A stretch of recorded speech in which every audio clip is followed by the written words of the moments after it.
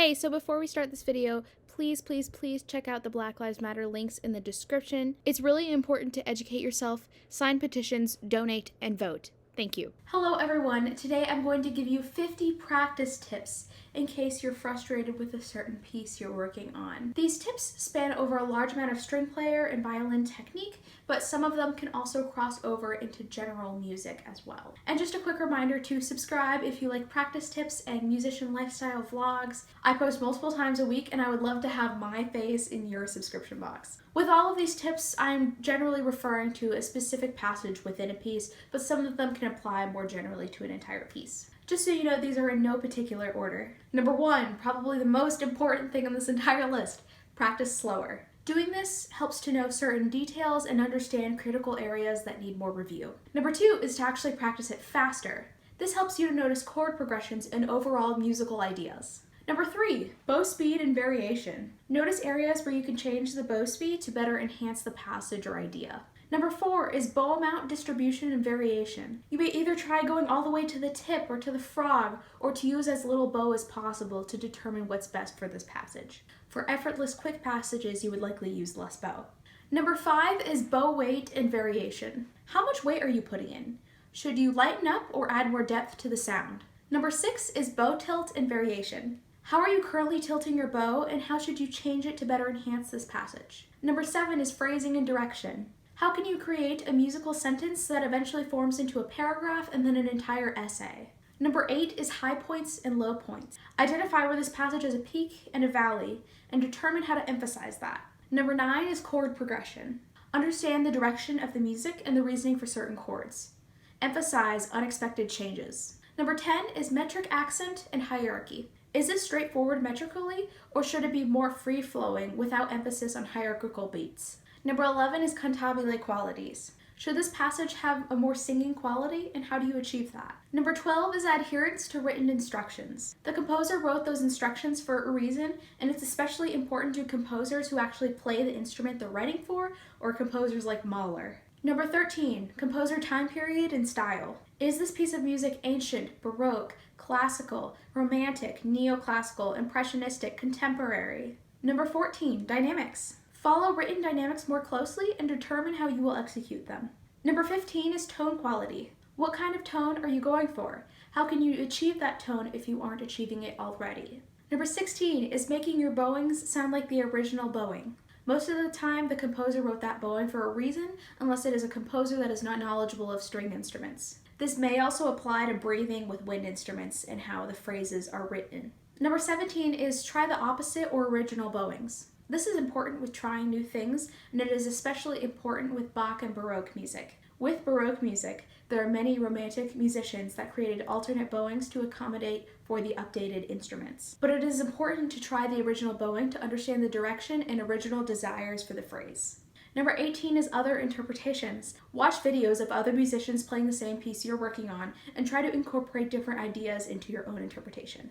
Number 19 is try different fingerings or positions or strings. It's good to try something new when you're frustrated and explore new ideas, because you may find that you actually like a different fingering more than the one you had been doing before or the one that you got from a teacher or somebody else. Number 20 is vibrato speed. Look at how quick your vibrato is and determine if you need to make any changes or transitions within a certain section. Number 21 is vibrato width. Notice how wide the vibrato is, how far it is going from the intended note.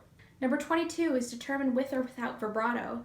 You need to be specific with your vibrato as to not overuse it, especially in Baroque music. Number 23 is posture.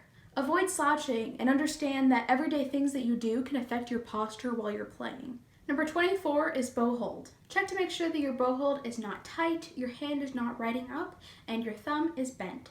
Number 25, find areas of tension. One thing I've learned from an Alexander technique class is to just sit down without your instrument and to try to determine all of the areas of your body that you feel tension and try to ease that tension. Number 26 is the height that your left hand fingers are leaving the string. You want to try to keep your left hand fingers as close to the string as possible and move them up a very tiny amount. Number 27 is bass line, particularly with Bach and Baroque music. Look at the lower notes of each of the chords and notice the progression between the lowest notes. Number 28 is the tuning of your strings. Check to make sure that your string's in tune, and especially if you're playing certain pieces where there's a lot of fifths, really make sure that they are in tune with each other so that the fifths can be in tune, but also close to equal temperament enough that the other notes aren't affected by the change. Number 29 is bow stroke use. Is this passage using détaché, martelé, collé, ricochet, spiccato, sautille? Number 30 is what's going on in the orchestra, piano part, or score? Are you alone or playing with the orchestra? Is it cohesive or does it sound more like independent counterpoint? Number 31 is tone color. Examine places where you could change the mood or the color of the music. You can even designate a certain color to each section. Number 32 is the breaking of chords or double stops. Are you playing them in one swing or are you breaking them? Why are you doing what you chose? And try to do the opposite way. Number 33 is sounding or contact point and variation. Are you in the best sounding point for a certain passage? Notice places where you should change that sounding point. Number 34 is intonation and ring of notes. Practice noticing sympathetic vibrations and tuning with open strings. Number 35 is the intervals between notes. Is there a leap or a step between two notes, and what is the significance of that, and what can you do to accentuate that? Number 36 is making the form of a piece more clear. Is this in the introduction, the exposition, the development, the recapitulation, or the coda, and how could you emphasize this form more? Number 37 is to play with a recording of the accompaniment. Understand what it feels like to play with another musician and understand their part.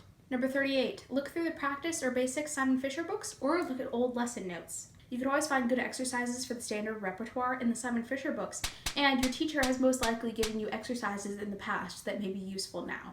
Number 39, practice by grouping. Group by string, position, or other similarities between a few notes. This is important to group actions into one large chunk rather than smaller chunks that require more thought processing. Number 40 is practice with rhythms. I highly recommend the Galamian Contemporary Violin Technique book for this.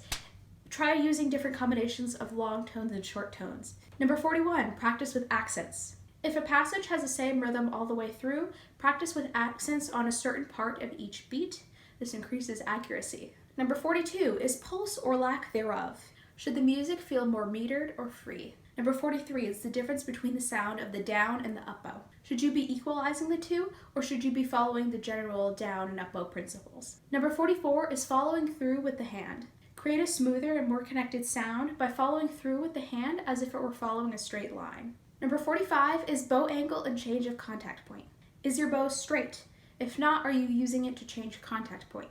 Number 46 is sustaining versus dying away. Is the passage meant to be held out or slowly diminuendoing to nothing? Number 47 is weight in double stops. Should they be elegant or firm? How much weight should you use to accommodate for that? And make sure it's not too much. Number 48 is releases. Where is there a natural pause in the music, a place to breathe? Number 49 is putting down fingers in blocks. This is where you put multiple fingers down to anticipate for fingers that will be used coming up. This is really great to enhance accuracy and efficiency. Number 50 is placing the fingers before the bow. Just practice placing your finger before drawing the bow. This is really great for increasing coordination between the two hands. I also have a bonus tip. Purchase the practice book by Simon Fischer. It has so many great exercises and examples from most of the standard violin repertoire. I highly recommend this book, and it is totally worth the investment. Anyways, those are my 50 practice tips to help you improve on a certain passage that you may currently be frustrated on.